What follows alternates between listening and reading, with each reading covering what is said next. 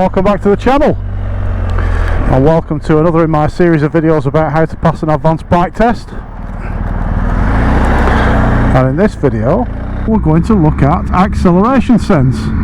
Now, in its very simplest terms, acceleration sense is a recognition simply that the accelerator works both ways. That when you roll the gas on, the bike accelerates, and when you roll off, the bike decelerates. It's pretty obvious that. If you've ridden a bike, you'll know that's the case. Acceleration sense is a really nice skill to learn. It's a nice skill to practice, but it's also an easy one to get wrong as well, because the other side of the acceleration sense coin, if you like, is engine braking. And let me give you a definition of those two things, and let me explain why acceleration sense is good and engine braking really is to be avoided. So acceleration sense is pretty much what I'm doing now. It's leaving the bike in the gear that it's in this case fourth gear, and just rolling on and off the gas or the throttle, whatever you want to call it, just to gently increase and decrease your speed where it's appropriate. Whereas certainly for the sake of this video, for the sake of the training that I deliver, engine braking is deliberately taking a lower gear to slow the bike down. Especially easy if you've got, like this bike, a quick shifter and you can just tap the gears down without bothering with the clutch or matching the revs or anything like that. So why is acceleration sense good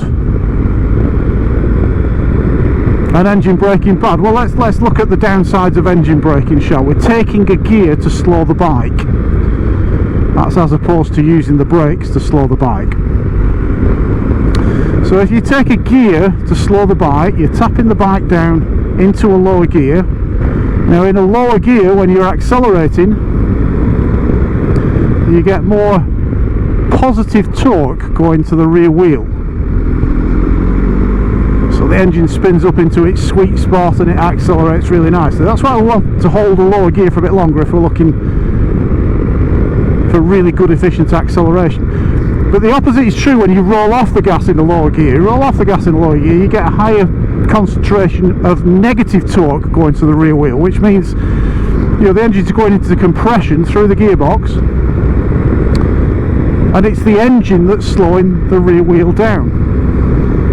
There's a real clue in all of this about why we want to try and avoid engine braking, taking a gear to slow the bike, and that is that it only works on the rear wheel. No such thing as a front wheel drive motorbike, or there may be an obscure one somewhere, I'm sure someone will correct me, but you know, the drive on this motorbike and pretty much all other motorbikes on the road is going to the rear wheel only. And what happens when you slow down, what happens when I brake for this corner now, when I roll off the gas for the corner, is that the weight, that's my weight and the bike's weight, transfers forwards.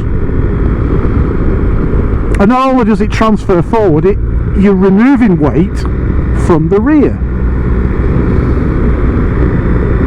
So if you just take a gear to slow the bike down,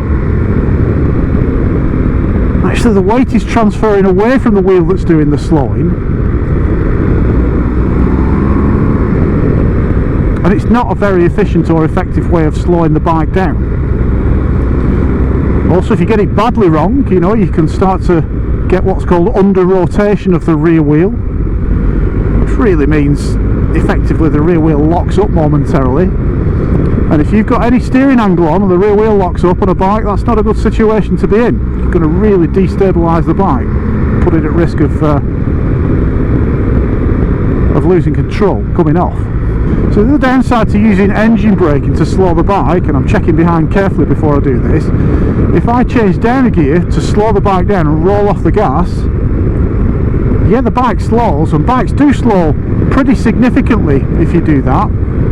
Especially this GS, it's really effective off the gas is a GS. Anything with this R engine from BMW, load of compression, So that's great, your bike's slowing down, but what you're not doing is showing any brake lights to vehicles behind. So if you've got vehicles close behind and you take a gear to slow down and roll off the gas, they're not going to know that you're slowing down. It's a really important signal, is the brake light. So if you need to significantly slow the bike, don't take a gear. If we're talking in terms of advanced riding as well, one of the issues is that if you take a gear to slow the bike, you're out of sequence. Remember, it's information, position, speed, then gear, not gear then speed. So if you need to slow the bike significantly, I want you to use the brakes. Remember, that's what they're designed for. It's an old saying, the brakes to slow, gears to go.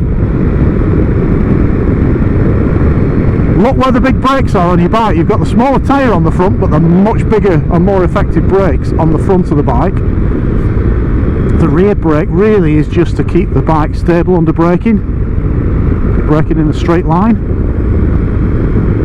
to help you when you're manoeuvring a little bit. Other than that, it's the front brakes that probably do 85% of the braking on a bike. So here, for example, I'm not using the gears to slow the bike, I'm gently on the brakes. So engine braking, taking a gear to slow the bike, really is to be avoided. That's not to say we won't get a lower, more flexible gear once we've brought our speed down. That's exactly how the system is designed to work. But don't use the gear to slow the bike, and that's something I'll really be looking for on test as well. So acceleration sense. Now acceleration sense is slightly different. We're not taking the gear first. Effectively what we do is we leave the bike in the gear that it's in. For example, at this point on this road, third gear, and we gently roll on and roll off the gas. For this little series of bends here, I'm just rolling off the gas and then rolling it back on to stabilise the bike in the corner.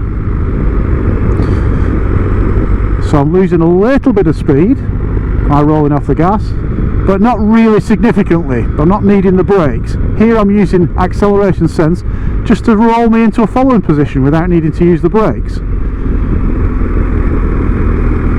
Nice flexible gear on these bikes, is third gear. And now I can look for the opportunity to overtake. And again, just leave the bike in third gear, and as I roll off the gas again after the overtake, I can resume the speed that I was riding at before, or the pace, without needing the brakes. So I suppose you could argue there's a fine line between engine braking and acceleration sense, but actually you can see here I'm not significantly slowing the bike with the throttle. I'm just rolling on and off to suit where we are. Now I'll change up to fourth, and actually up to fifth as well. Straighten that little bit there. But we've still got acceleration sense in fifth gear, and in sixth gear, so I'll roll off the gas there, just to lose a little bit of speed into that little zigzag. Got some pedestrians on the offside up here. I'm thinking about vehicles coming towards us. Stayed rolled off the gas until that pickup resumed to the near side. And I'm doing all of this just by rolling on and off the gas in fifth gear. Now I like that descriptive term, rolling on and off the gas. It describes what we're doing. What we're not doing, is shutting the gas like that. We're not snapping the gas closed. What we try and do with all our inputs on the bike is do what I describe as tapering them in and out. So I'll do a video on braking at some point, and you'll see that we introduce the brakes gently, build the braking forces up, and then reduce the braking gently as well. So we taper them in and we taper them out. It's the same with the use of the throttle.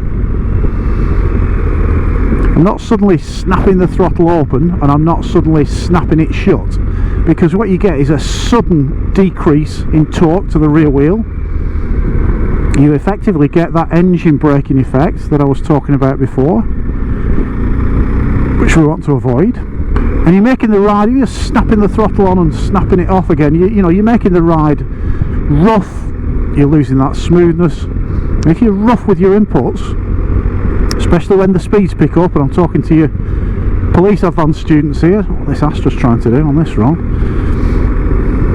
if you're rough with your inputs at those much higher speeds, you're really at risk of destabilising the bike. We don't want to do that. Keep it nice and stable. So here, for example, when I'm following traffic like this, I'm sat in a good 2-second following position behind these vehicles, not a half a second following position like the Astra. And I'm just maintaining third gear. I'm just holding third gear. I haven't taken third gear to slow the bike down. I'm just rolling on and off the gas in third gear. As you can see from the throttle cam, you can see that those movements are very subtle. It can be really subtle on a bike. You know, 1 or 2 millimeters of movement on that throttle can add or remove 10 miles an hour easily, very quickly, especially in third gear. So my movements are very tight, very controlled, but at the same time I'm relaxed on the bike, and I'm not squeezing the hell out of this right hand grip. I'm just maintaining a nice relaxed grip on the throttle. So yeah, acceleration sense when you're following other vehicles like this, really helpful, and it's quite a relaxed way of riding as well. It keeps you relaxed on the bike. Remember as well, you know, I will talk more about braking and the speed phase in another video, but that speed phase of the system of bike control, we're gonna, what on earth is he doing? Dear me.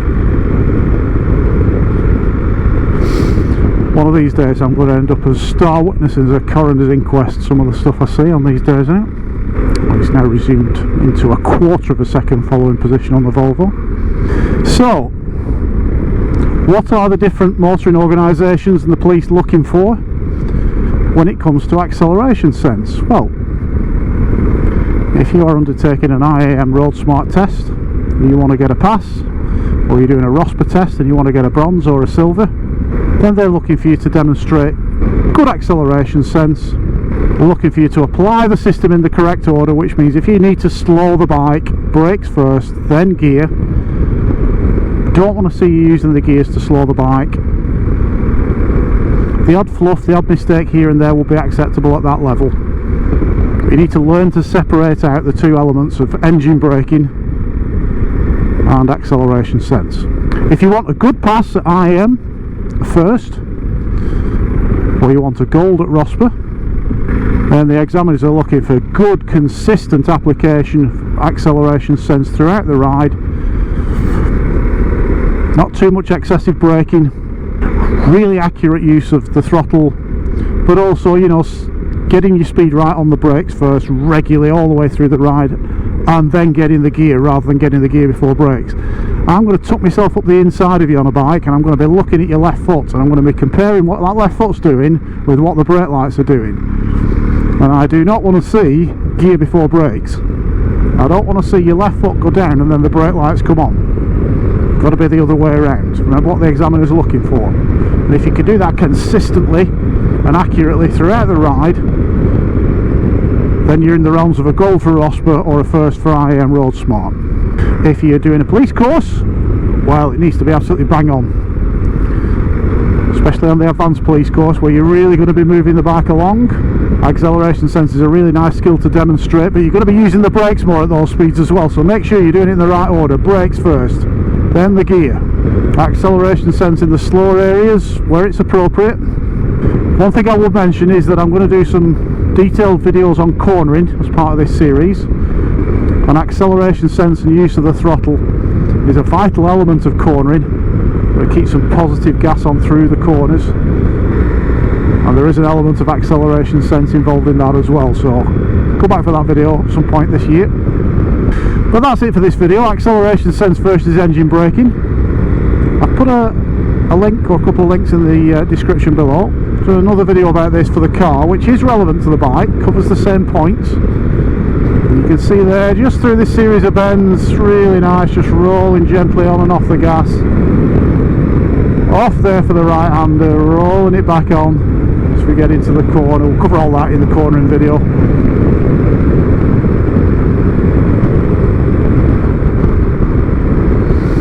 But for now, thanks for watching. Hope you've enjoyed it, hope you learned something. Got any questions, stick them in the comments section below. Have a look at the other videos I've linked to as well. It'll all help you. If you haven't already, give us a subscribe and a thumbs up. Again, it helps the YouTube algorithm apparently. Don't even know what an algorithm is, but there you go. It helps it. I've got to look at the website as well, ragelocal.com. Loads more information there about advanced riding and driving. Information about the books that I've written and how you can get a day's driver or rider coaching with me. If you fancy a ride out, drop us an email through the website. But thanks for watching. We'll see you next time.